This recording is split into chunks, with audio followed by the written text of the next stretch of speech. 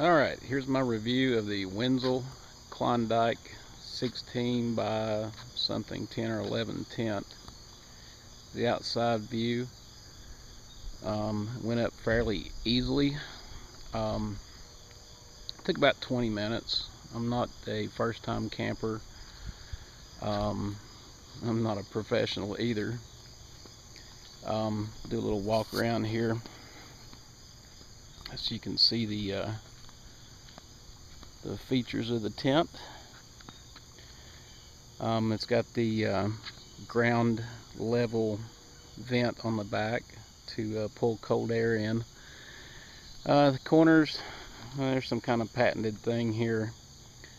Yeah, to me they just take away some of the space from the interior of the tent. One thing I didn't like about the setup of the tent, and that's how loose this fabric is.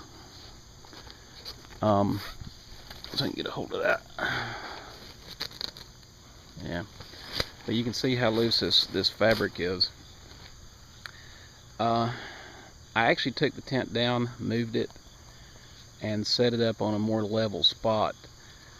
But it appears to be that that's just the way this fabric, the way this tent is made.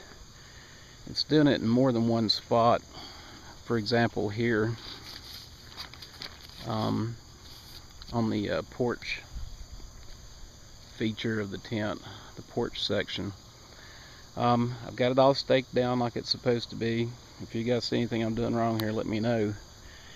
But that loose floppy fabric, I just I'm used to a mountain tent, stretched tight, on a solid frame, and this is definitely not a mountain tent. It's more of a family tent. Even though it's an external frame tent, it just doesn't set up like what I'm used to. Did spray a hose on it yesterday, and no leaks, no runs, no drips, no errors.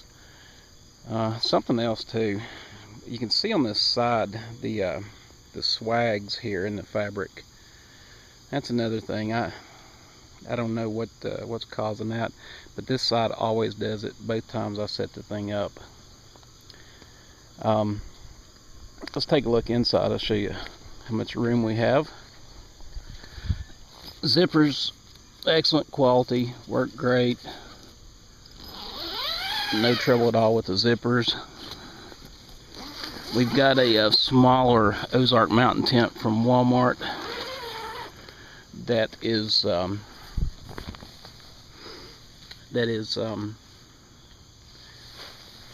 pain when it comes to the zippers.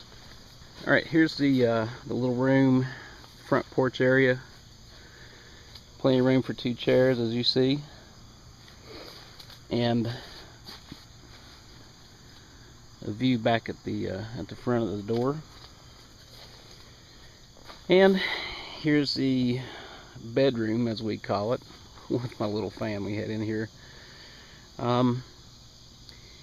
With these corners, you actually lose some space, where if they had continued the tent straight out into a 45 right angle, you lose, I'd say, 6 or 8 square foot of floor space. So even though it's claimed to be a 16 by 11, I think it is, you don't get that much usable space out of it. The front porch area is actually not square either. It goes in from these sides to a point. So you need to look at the square foot figures. Round door, I don't mind the round door at all. It's kind of neat, and I guess they did that because the tent needed structural integrity there, so they kept all the fabric around it intact and put a round door in it, which is fine aesthetically too, because it kind of mimics the top of the front porch area. So I don't mind it. All the the flaps on the tent. See if we can do one real quick here.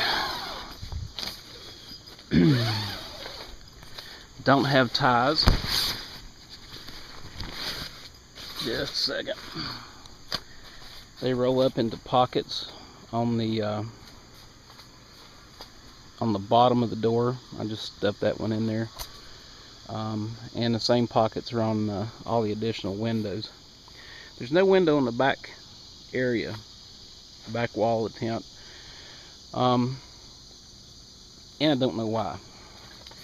None of the windows are protected from the weather by the storm fly. So if it rains, you're gonna be locked up in a tent with the windows zipped up. Because the storm fly doesn't extend out over the windows. I couldn't see how you could even crack a window just letting down part of it. It looks like you're gonna be locked up in here in the rain. The round door stuffs into a sack made for it, and but you know, it's not all bad. It does have plenty of room. The material is very well done, high quality material, much better quality than the Ozark Mountain. I think we have a 14 by 10. I'll probably be taking that back to Walmart. But there's plenty of room. This is a queen size mattress, and you know, you can get around in there pretty good.